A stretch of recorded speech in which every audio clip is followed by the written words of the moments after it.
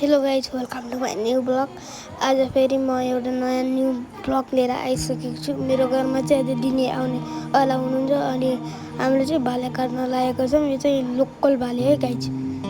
अनि यो अब चाहिँ हामी फेरि अब यो भालेलाई चाहिँ काट्न लागेको छौँ। यो काटेपछि यो फरफराउँदा कति अमेजिङ लाग्छ है हजुरहरूलाई लाग्छ कि नै कमेन्ट गर्नु होला। कति मजा, कस्तो डर लागेको थियो मलाई। अनि यसलाई हामीले पुत्लाउनतर्फ लाग्यौँ। त्यति बेरसम्म दिदी पनि आइसक्नु भयो अनि जानुभयो लिन। भाइको नाम चाहिँ बिहान पनि गयो।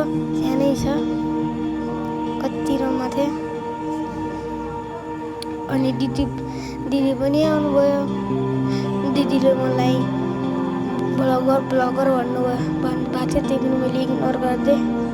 अनि म चाहिँ भाइसँग खेलेर फ्रुटी खाँदै बसिरहेको थिएँ। अनि हामीले लोकल कुखुराको मासुलाई पकाउन थाल्यौँ। Thank you guys, welcome to फेरि पनि अर्को ब्लगमा भेट।